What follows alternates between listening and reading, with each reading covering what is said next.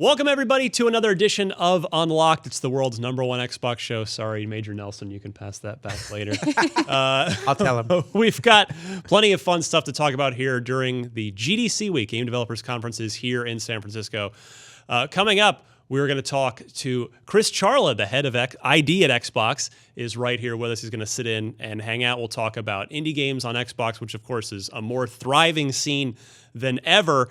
Plus, Sea of Thieves is obviously launching this week. We've only been talking that up for 2-3 years, Miranda. We're so ready. It's a big week. We've got some interesting little news bits as we get started there for real in Sea of Thieves. Plus, a new Lego game is on the way, as well as a release date for The Crew 2, a rumor about a new Call of Duty game, a new remaster, as well as a Switch port on its way to the Xbox as well, which we'll talk about. I'm Ryan McCaffrey, Miranda Sanchez to my right today, and sitting in joining us, very warm welcome to Chris Charla. Thanks. Head of the ID at Xbox program, and it is super great to have you back. Yeah, thanks. It's cool to be here. Yeah, I think it might be a couple of years since we last had you on. Yeah, it's been a while. Because you were noting when you came in, we were in the old hole in the wall we're just room in like last an time. office. Oh, yeah. Yeah, now we're in the fancy pants studio. So it's great to have you here. And a ton has changed about the ID at Xbox program in the sense of its output, certainly. Yeah. Just a ton of memorable, wonderful titles. Cuphead just winning award after award. I think they got to take some of those profits and build an entire trophy like a new room. shelf. Yeah, Not even a shelf, exactly. a room, I think. But, I guess where I want to start with you is kind of, I'm super curious about the nitty gritty of your job. It always fascinates me because I guess I don't quite know how the day-to-day goes. So I'm kind of curious, all these games, we've already had Celeste this year, which IGN gave a 10 out of 10 to. How often do you personally get to take a look at builds of ID games? Do you have them? Can you get them whenever you want? Yes, we have them sometimes, and I could get them. I almost never play games before they come out. I used to. So I used to be a developer, and so obviously play tons of games before they came out. And then when I first got to Xbox and I was working on first party XBLA, I was very excited to I'm gonna play this game early, you know what you miss from that? You get one thing which is really cool, which is I played Fez right before it came out, and no one else was playing Fez. I mean, people in the office were, right, but there was no one you could talk to. No water cooler time. When you found it, something you really found it, and you felt like an explorer, and there was no way to there's no cheats, there's no help. And I did the same thing with Inside. So when I beat Inside, you couldn't get help, and I was also too embarrassed to call. The Playdead guys. Yeah, I'm not going to call him up and ask him what's up. So you just had to beat it. So that feels great. We've had those issues before too. It's a weird, unique, and wonderful problem to have of figuring it out. It feels really cool. But what you lose is you don't get to talk about it. Yep. You can't, there's a great game that I played, and I sort of had to play it early for a reason. It is one of the most meaningful gameplay experiences I've had in 5 years. Oh, wow. It's unbelievable. I can't tell you what it is, and we're not going to get to talk about it until hopefully 2019. And how could you tell us that? Right? And that's lame. Mean. And so I try and just wait and play games when they come out, and that way I can just talk about them right away and everything like that. So bookmark this show. Right, we're going to come back to this. I'll announce it here if you want me to. As soon as we can talk about it. That sounds like a plan. Because you've already set the expectation now. Yeah, I'm not. It's it's a pretty serious game, but it is definitely one of the most I won't say anything else. I was noting this for later. Okay, so in 2019, we need to look back and say, okay, what was the game we were talking about? What was Chris I'm talking sure about? we'll know by 2019. So if you're not playing a ton, I guess, so your role is more the sort of, would it be recruiting? Would that be kind of the better? Yeah, so my kind of day-to-day, it really changes a lot, which is cool, because I've got, the attention span of a gnat. So, I need to be doing lots of different things. But, so if there's a show like this, like GDC, I'll have a ton of different meetings with developers who either we are working with, or we want to be working with, or they're curious, or, we met them and we just want to meet up, or we're old friends, we just want to see how things are going. So I'll do tons of meetings like that at shows like this. I'll also go check out the PAX, or sorry, just the indie different, mega booth, indie mega booth, and everything like that. Day of the Devs, like all the different places where cool games are, and then so that's like a trade show. But then like my day to day is like kind of half divided between program related meetings that are like. Can't talk about them too much, but I can tell you they're not like the most exciting thing. They're like, how do we, improve ingestion for like games above X gigabytes? And like, okay, like let's go to a meeting and we meet with these like project managers from another part of Microsoft and try and figure out how we can like shave a couple hours off submission times or like, how can, developers like, change localization themselves, like, so stuff that the end user probably wouldn't or maybe shouldn't even have to think about. Yeah. Right? It's to me, it's really interesting because it's my job and it's interesting because it's game development. But I think like for like the average viewer, I'm sorry, it's like probably like you would struggle to stay awake in some of the meetings, although it's cool. And like as a fan of like video games and, just like the way the game industry works, like getting to work at like a platform holder and getting to be in some of those meetings where you're like talking to like the actual, people like men and women who like build the platform and like make Xbox work. It's awesome. Like it's cool because we're getting stuff done for devs and everything like that. But it's also cool like you take a step back and you're like, Xbox meeting with like the Xbox people about Xbox.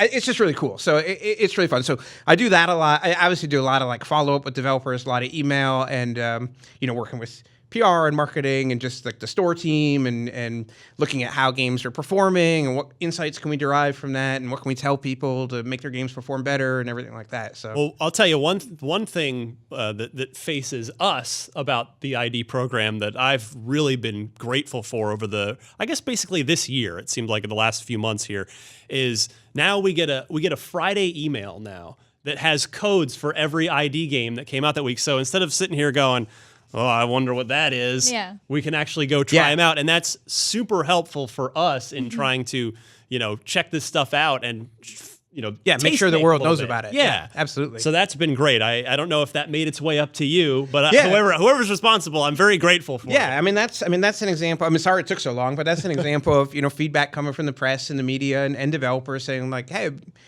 we got these tokens, like let's get them out there and, trying to make life easier for you guys and that helps developers. Not to be like the typical gamer of the like, but what about, if there is anything else that I could put on my wish list for you while you're sitting here, it's the ability to basically access stuff early. Like we used to have PartnerNet, remember, on the 360. That was huge. We could just go on, download stuff and say, okay, wow, this game's, Brothers, A Tale of Two Sons is on here. Let's check this out. And then just reach out to PR at that point and say, hey, this is up on PartnerNet. Would love to cover this. It looks great. And more often than not, we'd get to be able to. But I would love for us to be able to get even earlier access to this stuff wherever possible. That would be awesome. That's what I can say. No, I think it would be really cool, right? Because and obviously up to the developer and everything like that. Course. But that would be cool. So maybe we can talk later. That's all I can ask. You're here. I might as well talk to you about it. But Cuphead obviously was the darling last year. Still is. Still is. Yeah. You're right, Miranda. Absolutely. Is it the most successful ID game ever by more or less any metric? I don't know. By some metrics, yeah. By some metrics, there's probably some others that have been really, really successful. But it's been, I gotta say, like it's been, if you want to kind of like bookmark like kind of the first 5 years or first 4 years of ID, like it's been a great game to kind of chart that path with. Like this was a game that there's a guy on the Xbox team who's actually no longer at Xbox, but who found that game early, like on a forum, like met the Moldenhauer, started talking to them about console, and for a long time before, this is like before ID was even announced or anything like that. Yeah. And then we got to show the game at that first E3 and got that reaction that like everybody dreams of, right? Like, which is, they were in this montage of like a bunch of great games, but they were, I think, I don't think there were 6.1 seconds in that montage. And like that 6.1 seconds just like blew up like, and it's so it's what you dream about as a developer, like, and and I think like as a fan, you dream about it too, right? Like you've been to E3, and in the old days, I had Kensha Hall with these sort of like weird little booths, and there's the jokes like, can't you get a better booth? But whatever. But I would always go down there because you want to find that diamond in the rough. Yeah. You want to find that booth where you're like, and so we kind of had that really they had it in this montage, like 6 seconds of just like, what is going on? And Felicia Day tweeted about it, and like it just blew up, and that kind of gave them what they've said since is that reaction to that first E3 presence kind of gave them the confidence to just go all in, and they had an original vision that they wanted to make for the game, and then they looked at the realities of making games as kind of part-timers and scaled it back significantly. And after that reaction at that first E3, they were like, well, this may be the only one, we don't know. And so like, let's just go for it. And they went for it. And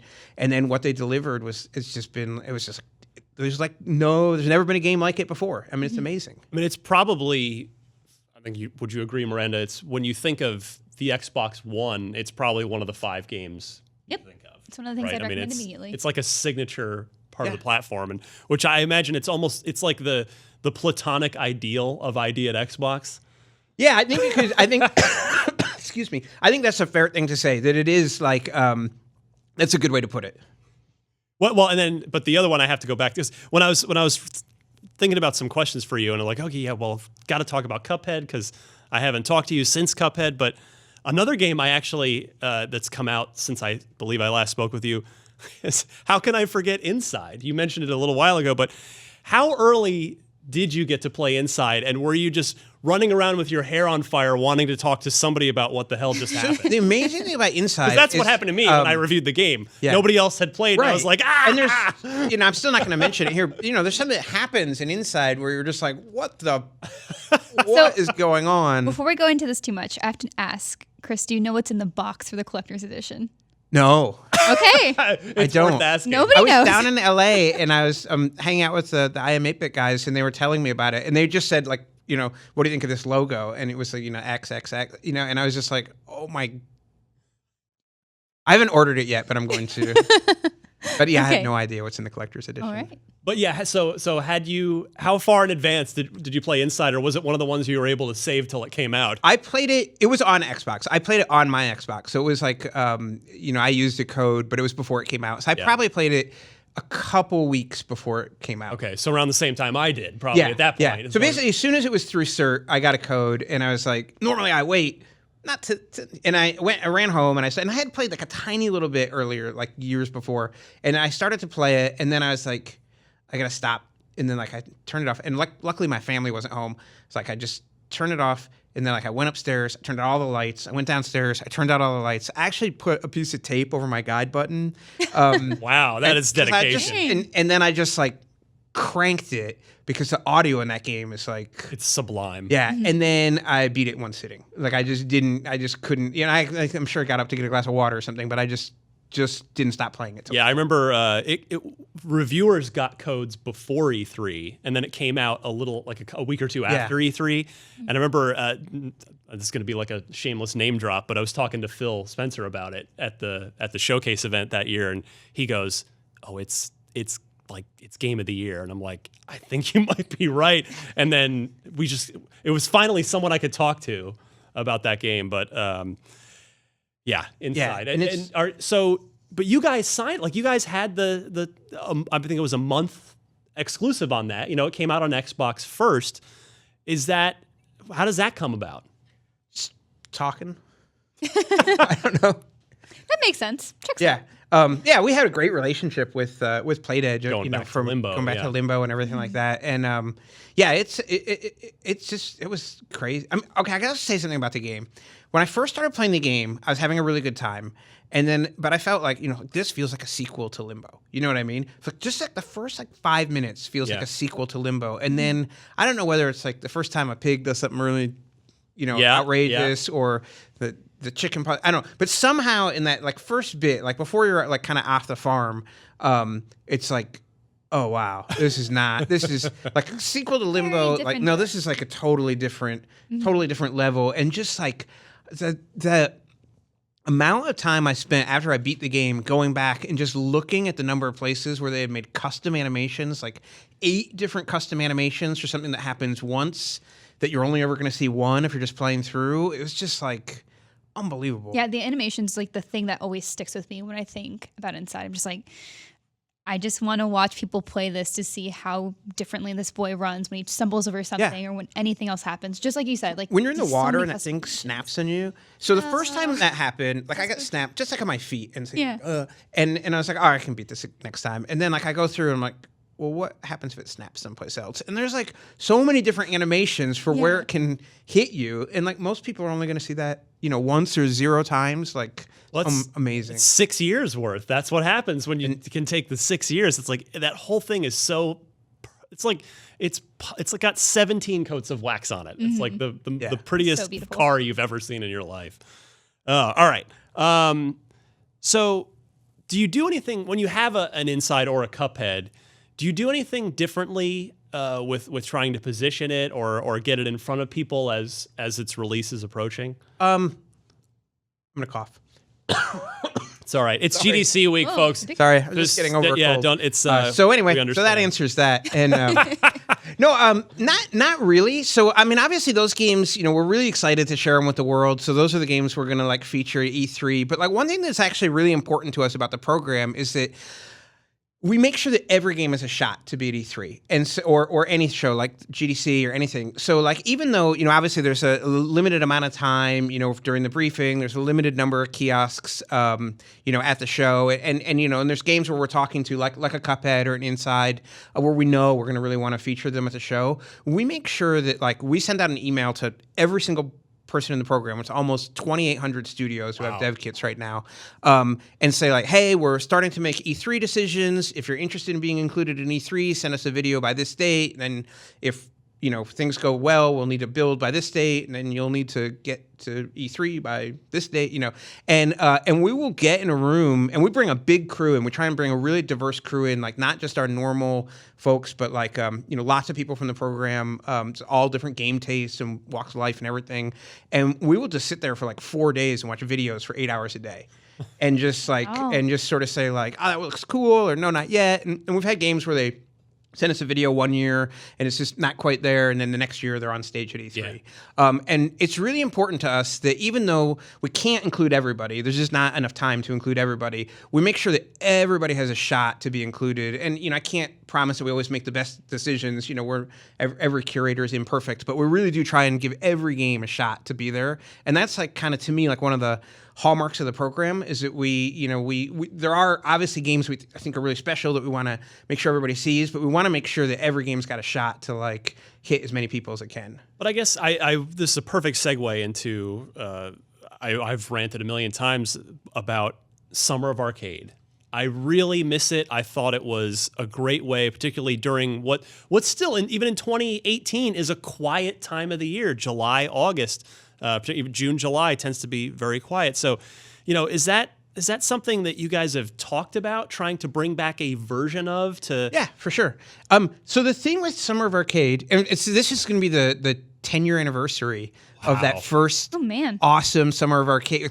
To me, anytime I do a talk or anything, I always talk about this on Blue in the Face, which is like, I kind of, there's been independent games for forever, right? And there's always been pioneers out there working on them. But like 2008 was like that year when indie games to me like burst into like this golden age, when you had like Braid and Castle Crashers like as part of that Summer of Arcade, like just, and it's like this golden age isn't over yet. I mean, it's unbelievable. So this is a 10-year anniversary of Summer of Arcade. Obviously, we're excited about it. I think the mechanics of the way Summer of Arcade worked, where there was only one game released for a whole week, is awesome, but probably is really hard to work like 10 years later in like a modern marketplace. It's just, it's like nostalgically and emotionally, I'm like, yeah, we should do that. But like realistically, and from just how many games come out on the platform, really hard to do. But we do promotions like Game Fest, which is coming up this year, that I think, at least to me, harken back to Summer of Arcade, and we try and celebrate games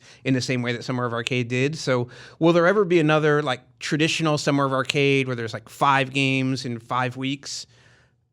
Hard to say, but I think we will, continue to try and have promotions that that capture that. I mean, yeah, it makes a lot of sense. I know I always just get frustrated because some of these games are so good, but you're right. I mean, every unlocked, right? We go through. In fact, I have them. I'm going to ask you to read them later. The list of all the games released this week. But I mean, I guess what I want to see for some of these games that need like Celeste is a perfect example. Like that game, I had not even heard about it. So like that's such a hard thing, right? Is discovery. Like Absolutely. even just looking through the presentations you have for GDC, it's like overwhelming. It's like there's 50 games. It's just like, okay, we see a thumbnail with some images kind of meshed together, and like, but I don't know which ones go with which games, and like going through every game to figure out which one looks interesting to me. Like for me, it was Virgo versus the Zodiac, which is the one that looks really interesting. Yeah, it looks really cool. But it's like it's on you to like kind of figure out which one sticks. And that is a little difficult. But the nice thing with Summer Arcade is just like you bring us the ones you've already found. You're curating it. You're elevating the good stuff. So we do some things like we've had a couple promotions recently that really feature ID at Xbox games. I think either exclusively or almost exclusively. I think there was one that was, I don't remember. I apologize. I don't remember what it was actually called public facing. Internally, we called it like the Artful Adventures. It might have been called that, but it was like Artful Escape. Is that what you're talking No, it was a promotion with promotion. Sorry, I'm getting ahead of myself. And it was an attempt to do that, to like curate like, hey, adventure games are really cool. Here's some really neat ones, and a couple of people might have missed, but that we know are like really high quality. Yeah, Thimbleweed Park. And yeah, games like that. Oh, that game did really well, but like it actually, the promotion did super well, and like it was a great way to surface these games. But I agree, like it's something that our store team focuses on all the time. We focus on all the time. Like discovery is like one of the great challenges of kind of like the digital age, and it's not something anybody has solved by any means. Yeah, I mean it's every medium. That's the problem, right? Is discovery. It's like how do you find that diamond? Yeah, and there's everything Steam else, or Xbox or anything else. Like, yeah, so we whatever it is. Our store team works really hard to make sure they're surfacing a variety of things. Pretty much I'm giving a talk this week, but pretty much every talk we give, we talk about whatever the state of the art is in terms of how to make your game stand out, and it changes year to year. Like it used to be announce your game super early, and then it was no, don't announce your game super early. Like announce it right before it comes out, and I don't know what it's going to be tomorrow. Our attitude is always like we just tell developers everything we know, and then like, okay, now you guys know everything, and you can either kind of go with the conventional wisdom of today or maybe counter program, but like you know what we know, and that's kind of how we try and handle that. Yeah, I guess you were talking earlier about how great it is to be like, oh, these are the Xbox people. I work with them. Do you ever go to say the dashboard team, that store team, and fight for like, hey, let's get an ID promotion right on the dashboard homepage so that literally everyone that turns on their console sees it? I mean, that's a thing that we've talked about a lot on here is just like, oh, everybody should be seeing this stuff. We get those. Like we get like great promotion. So like Game Fest and some of the other promotions we do. There's an ID at Xbox like section in the store. In the store though, yeah. Like on the actual homepage, I feel like ID doesn't usually break through to that. Inside was the last time I remember. Maybe Cuphead, I suppose. Some games do. Some games do. But it seems all too rare. The other thing is that like if you own a game, it might not. You know what I mean? It might not show it to you. So yeah. We get the challenge though. Like we have the same thing with our own content. That's just true. like how do you surface these really awesome things and make true. them interesting to people who may not know anything about them, wouldn't have clicked on it otherwise. So So if you guys figured it out, could you let us know? Yeah, absolutely. The whole curation thing. tips. Last year's E3 2017, showcased a great number of really, really impressive looking ID at Xbox games. Which of those stood out the most to you? I know you're telling you to all awesome. pick your favorite children. Yeah, but. they were all super cool though. I mean, like Black Desert was super awesome. Artful Escape, PUBG, little game called PUBG turned out like things worked out for those guys. We showed some great games last year, and one thing I was really proud about last E3 is that there was an ID at Xbox montage, which is awesome because it's a great way for us to show a lot of games. But there was no like ID at Xbox section. Like the games that were coming through the ID program were just where they sort of belonged in the showcase, and which I all love. throughout. And to me, that's something we've wanted to have for a few years, and last year it really worked out. And to me, it's like that's the way it should be, because like I don't necessarily like the term like I mean I use it all the time, but like indie, sometimes it can seem like it's constraining. And so instead of having like an indie section, we just had like games. And some of them were from independent developers who are coming through ID. Some of them were from huge AAA publishers who do their own retail publishing, and that just felt really good. I thought last E3 was like it was killer. Yeah, I totally agree. The one that stood out to me was Ooblets. I Love Ooblets. lost my mind and still am. It is one of my most anticipated games of 2018. It's so good. And it just spoke to me on a very personal level. my favorite thing about Ooblets, and I don't know if you've seen this at like E3 or anything. So you go and we'll have Ooblets at on a kiosk, and there'll be people playing Ooblets, and there's this sort of little Ooblets dance, which I'm not gonna do, but and you'll see people just kind of doing the dance like in front of and I'm always just like, this is awesome. Like that game seems to really resonate with people. So and it's just nice seeing those games live next to Cuphead and Inside. Just this wonderful breadth of games that you guys. Yeah, absolutely. I love the fact that Ooblets is coming through ID at Xbox, and Arc came through ID at Xbox. Those are two like really different games, but what unites them is that they're diverse. They're like the vision of a single creator or a small team of creators, and they are coming to the platform with no compromises. Mm-hmm. I wanted to ask you about some of the biggest games on the, at least as I see it, on the ID horizon right now. One of these is just killing me. I'm just circled it, exclamation points. I'm just like, I'm dying inside right now. Probably the one that stood out the most to me is that I just cannot wait to see more of is The Last Night. Yeah, it was a really, really cool looking game. Mm-hmm. So any sort of either inside stories or insights, because again, that's another one it's a console, or it is a Xbox debut, and you got the timed exclusive on that. I don't know. Like I don't know anything. Like I will see it when it comes out. You're just gonna hold out till. Yeah, I don't have any real insight on that. That is some. You have more willpower than I think I would in your position of like waiting till. Like I admire that because you don't want to like why see the unfinished, not quite perfect version, and we'll just wait and see the finished version. One time, like years ago, when I was a developer, we were doing a Pixar game, and we got invited to Pixar to see an early version of the movie. It was rad. I mean, it's so cool to understand how that works, but like, it's not. You want to see the finished Pixar movie. It takes a little magic away, maybe. Especially for Pixar. Yeah. I mean, but at the same time, it's kind of interesting to see what changes from then to the final product, right? So yeah, that's cool. Absolutely. Well, probably the highest profile game. In fact, is this still considered technically an ID game? Ori and the Will of the Wisps? Yeah, so that is not an ID game. It's not. That okay, I wasn't sure. That's like a Microsoft Studios first party game. Okay. Mm-hmm. So do you get to sneak any Crackdown, hands-on, State of Decay 2? You get to play any of the first party stuff? No? Boy, it's time to go to your boss and get some added privileges. So many games that come out that, like playing games early, yeah, I feel bad. I wish I had a better. I wish I could say like I play all these games early, but I don't. Well, I think I can admire that. But I do have to ask you about one actually that we brought up on the way in before we recorded. Below, we've been waiting for it for so long. Do you have any sort of update or anything new you can tell us about what's going on? We are showing it this week. Like the Cappy brought it to the showcase event. Well, so you guys will get to play right it now. tomorrow. Sorry, guys. I have to go. It's been a while. So that is actually probably the game that made me start this resolution of not playing games early, because I had this gameplay experience with this super early build of that, like several years ago. Yeah. Where I got stabbed by something, and at the time you would just sort of start to bleed out, and you had to like cauterize your wound if you wanted to live. There was no fire, so I would just like run out of the room.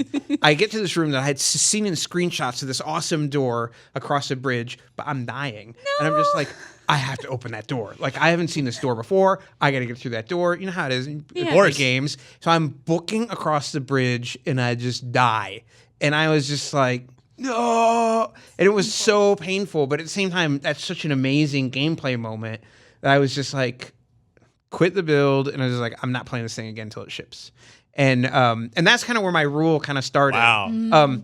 Makes sense. However, I cheated because they brought it by like a few months ago, and I did play again, and it is like just bonkers amazing. So this is the year, I hope. I know you don't have control of that. I don't have control of that, but like I know they didn't want to start showing it again until they were confident that it was coming soon, and so I think it is safe to say it is coming soon. We're gonna have to get Nathan back in here.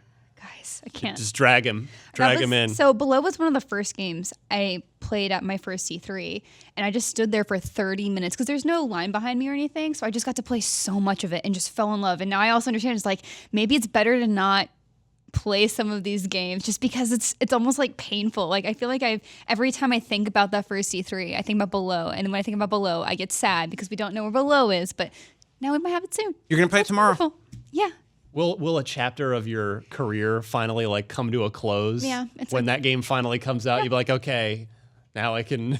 Now I can move on. move Just a little bit. Play it forever. It's fine. I'm curious, Chris, are any indies, any of your developers taking a big advantage of the Xbox One X at all? Like, do you guys supply them hardware? Yeah, absolutely. Because I know you supply regular Xbox One Yeah, and consoles. I think mostly now when we send developers kits, we send them one X kit and one regular like Xbox One S kit, and I mean the great thing about the Xbox One X is that like it is you guys have seen like what an Xbox One X game looks like on a 4K TV. So like nice. it's mind blowing. Yeah. But that power is kind of meaningless if it's not easy to access. And so the platform team again, like they made Xbox One X like easy to access that power. And so when we were first sending out kits early, like before it was released, we would send kits out and we'd say like, well, they tell us it should be pretty easy to like take advantage of it. Do this, do that. It's really not many things. Like there was like a short PowerPoint that kind of explained what to do to make your game Xbox One X aware and then Xbox One X enhanced. And we would send these kits back, and then like routinely you'd get to call. A kit would get there on like a Tuesday or something, and you would get the call like Tuesday afternoon or Wednesday morning, just saying like, it's in 4K.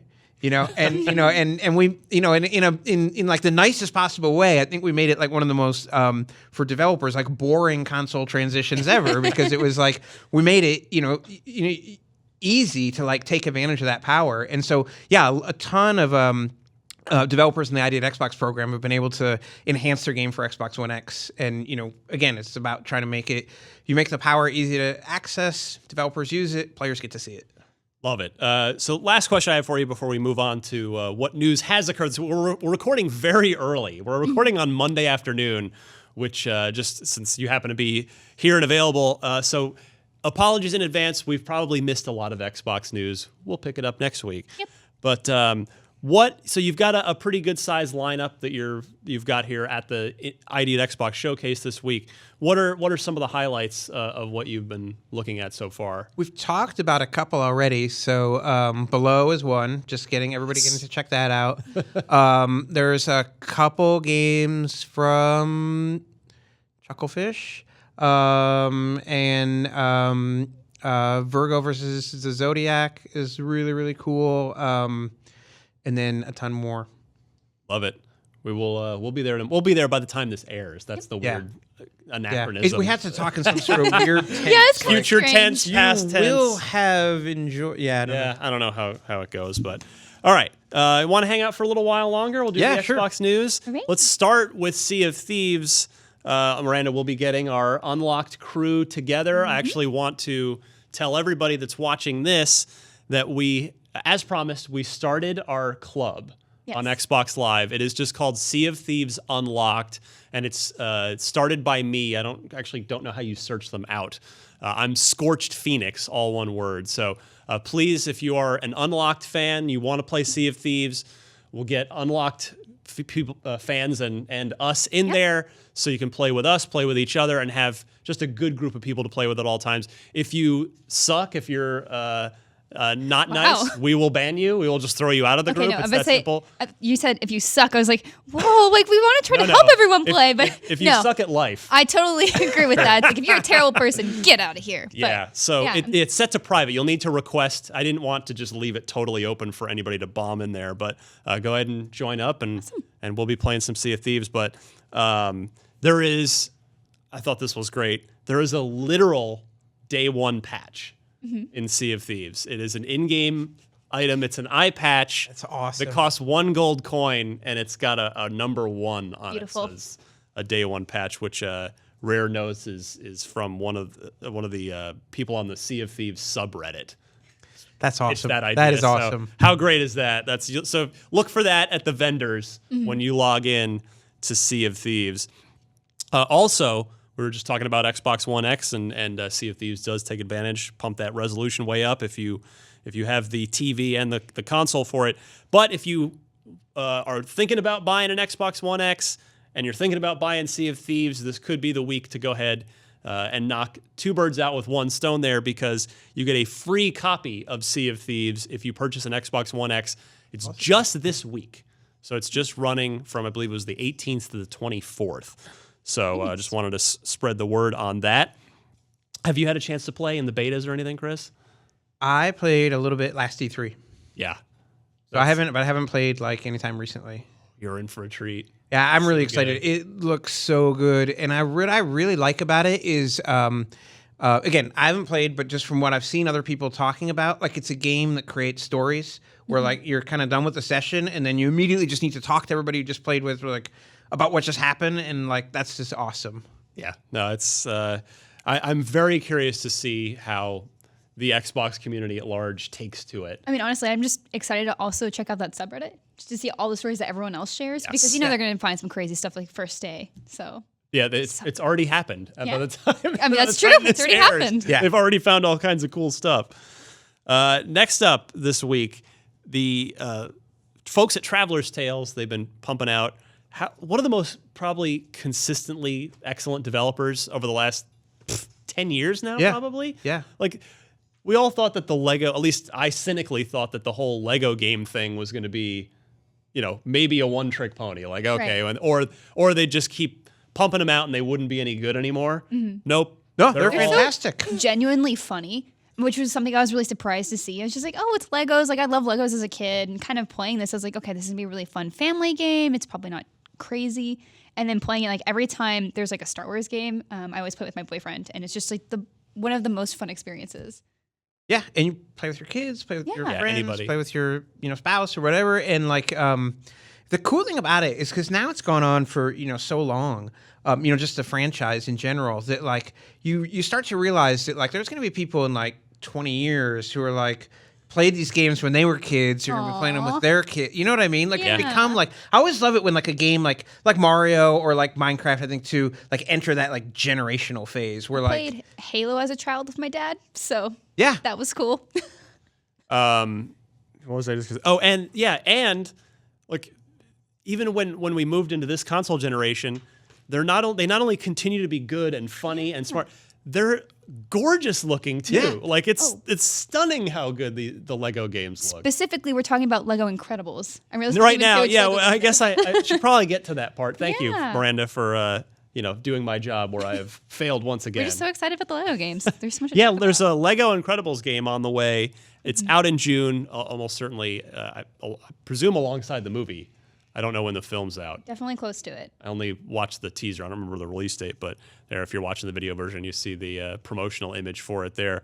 But yeah, don't sleep on the Lego games. If you think, oh, whatever, Lego Incredibles, like no. If you have kids or if you have even good significant other game. Yeah, or it's like just a fun thing to knock out over a weekend too. It's like if you have some time off, just playing with somebody else. It's like a really accessible game to get into. That's I think another thing. It's like sometimes my twin sister plays video games, but she doesn't play a ton. So those are games that we play together, and they're nice. And especially since they have so many properties to play with for Lego. And so seeing The Incredibles specifically is very exciting because that is an awesome movie. She doesn't play a ton. That sounds like you two need to get her, or you need to get her into Sea of Thieves. Yeah, because it's totally everybody should be playing this kind of game. That would be a good adventure for us to go on. Yeah, be fun. Not fun is games that leak or get listed by retailers. Oh no. We don't know. We got to take this with a grain of salt. Who knows if it could just be some intern putting up a listing to troll everyone. You never quite know. But Amazon Italy, as not to be outdone by Amazon Canada from last week. Come on, Amazon. Amazon Italy lists a Call of Duty Modern Warfare 2 remastered as on their list. I wouldn't be surprised if this is real as we kind of go back to the whole Amazon leak things. It's like more often than not, they end up being true. So yes, I'm excited though. I love Modern Warfare 2. Yeah, we'll see. I mean, it's. I would assume that Raven Software would be on the case again if this is indeed accurate, because they did first remaster, and Raven's a super talented developer that these days gets relegated more to Call of Duty multiplayer duty, which is I guess a pretty important job in the grand. I guess Yes. Relegate not a great choice of very words important. for that, but they haven't gotten to make their own game in quite a while, really. But also, if this listing is to be believed, Activision's not making the same PR blunder twice. Aaron Grant in the corner knows, nodding his head. He knows what I'm talking about because he's a longtime PR man. He's seen and done it all, no doubt. It's given a separate listing on Amazon as opposed to, meaning you'll be able to just buy it rather than have to buy some like expensive collector's edition version. Hit on that nostalgia. People would I know for sure just pay straight up for that. I believe the most downvoted trailer in YouTube history, or most downvoted thing was was it the reveal with the Modern Warfare being a which game? I'm lost now. The one before World War II, right? Yeah. Yes. Whichever one. Thank you. Infinite Warfare. I can't even keep them straight anymore. There are many Call of Duty games. Very many. Yeah, every year. Yeah. Every year a new one. Maybe 2 this year, if this is to be believed. Yeah. If anybody is interested in playing Modern Warfare 2, let's get a crew, because my old crew I used to play in high school, I don't play with anymore. So You what's you got a go-to gun or map that you play? I really like the RPD. Yeah. That's my thing. So Can't argue with that. Yeah. Good stuff. All right, so we'll see if that's true. Probably is, but got to take it with that big old grain of salt for now. The Crew 2, we were talking, Chris, earlier about the summer being a relatively quiet time for games, even in 2018, as game releases have spread out from the Q4, Yeah. thankfully. That happened some years back, but it's still more like it went Q4, Q1. Now it's like Q4, Q1, Q2. But the old summer, still pretty dead. Not quite as bad this year. The Crew 2 is going to be out on June 29th, which seems to me probably the perfect time for that game. You know, it's the first game did well, obviously well enough to get a sequel, but it's not quite the household name. It's a game that's probably not going to necessarily be able to compete marketing budget-wise with the Assassin's Creeds and the Call of Duties of the world. So, yeah, good to see this getting a release date in the summertime. Do you find, Chris, do you tend to catch up on games in the summer? Or are you more of a, all right, I'm gonna just play those ID at Xbox games in the summertime when it's quiet with everything, all the big stuff? A lot of the summer I'm someplace else. Like it's like the nicest time of year in Seattle, so that's when we go to LA or Germany or that kind of thing. Right. But yeah, I try and catch up on things during the summer, and then yeah. So if you're interested in the Crew 2, remember last year we got like 4 or 5 racing games. It was a wild year between Forza Motorsport 7. We had there was Gran Turismo Sport on the PS4, Project Cars 2, Right. Need for Speed, whatever it was called. And then I think I'm even missing one. or two. I'd have to pull up the list because I just remember there was a lot for Game of the Year consideration. Never enough. Stuff. I love Never enough racing I games? love racing games. You probably I'll bet you. Well, since you're an old school Dreamcast guy, you worked on official Dreamcast magazine way back. I'm gonna guess that you're some Metropolis Street Racer. So I'm gonna guess you're a Project Gotham guy from back in the day. Yeah. But I play them all. Like I like any racing game is fun. Going forward is fun. Desert Island, Forza Horizon, or Forza Motorsport? Go. I can't answer that. Oh, question. come on, Chris. I can't answer that question. I love putting it on the spot. Here's the thing. So Forza Motorsport has Indy cars, which I love Indy cars. I always go to the Indy 500. And then Horizon has the ability to do like in 3, like the Goliath track where you're just driving forever. Right. Which, I love that endurance thing because I don't know if you guys remember, like back on the Dreamcast, there was Le Mans 24, which was like a endurance racer. And you could actually play a 24-hour mode. Yeah.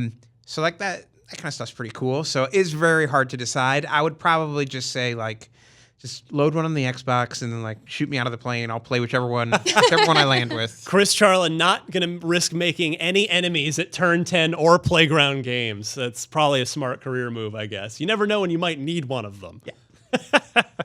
All right.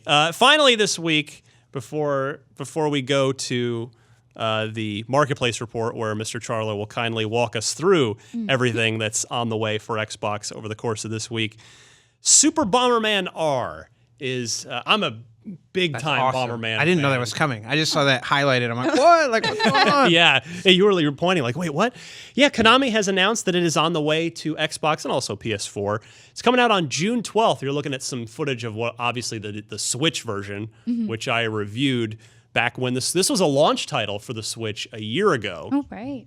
And I did not give it the highest of review scores. It was a pretty flawed game at the time, but I will say Konami has done, they've given the game a lot of major updates. I haven't spent any time with the game post-update, so I can't say if those updates have made the intended repairs, but it has gotten, like the boss fights were pretty terrible, honestly, as far as the way they played. But I am curious to take another look at this on Xbox. Of course, we'll have Xbox Live multiplayer capability. And it's just, we haven't had a good Bomberman game. We haven't had any Bomberman game in a while. Not for a while. And I mean, unless you count PUBG as a Bomberman game, which it sort of feels a little bit like it. I guess. Do you know what I mean? Like in a strange way. Bomberman was the original Battle Royale game. Exactly. I'm stoked to play this. It looks awesome. So yeah, look for that on June 12th. And interestingly, the Xbox version is getting an exclusive character, so not just the usual cartoony Bomberman. There's a Master Chief bomber. Nice. So I want to see the design of that. Yeah, me too. Does he is it with the visor on the helmet? Like, is it the whole thing?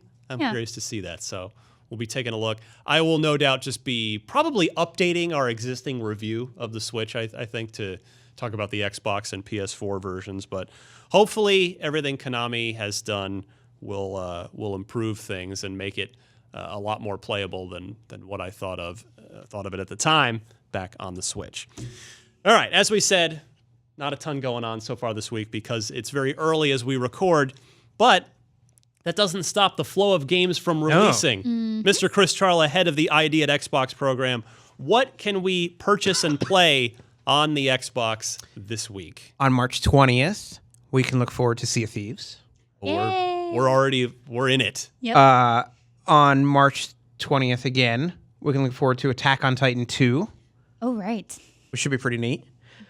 Also on March 20th, baseball fans can check out RBI 18 from our friends at MLB Advanced Media. Yeah, they develop it internally. Yeah, They it's have a developed team in-house this year. MLB, which is kind of crazy. And it has a lot of new modes. I think there's like a franchise mode this time. That might have been last year, but I don't think so. So I'm actually really excited to check this one out. I'm a big baseball fan. Yeah, me too. I'll, I get tweets literally especially around this time of year. Every year, is the Xbox ever going to do a hardcore baseball game?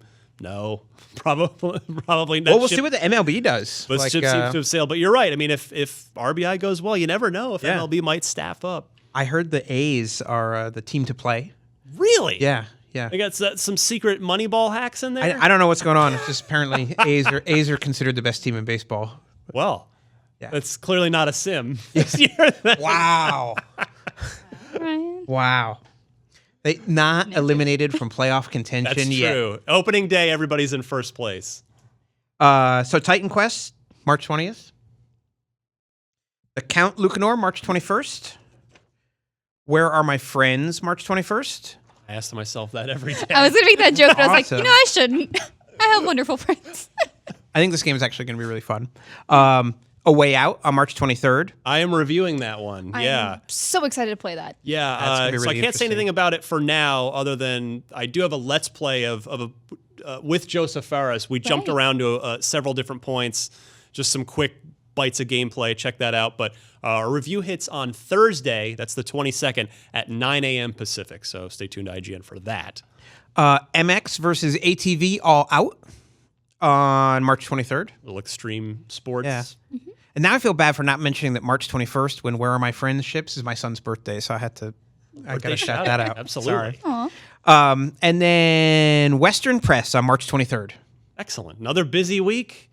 You guys, well, your ID partners, Yeah. shipping titles. Yeah, we have awesome developers, and they ship games all the time. The certification team, there's never a dull moment over there at Xbox, is there? No, there really isn't.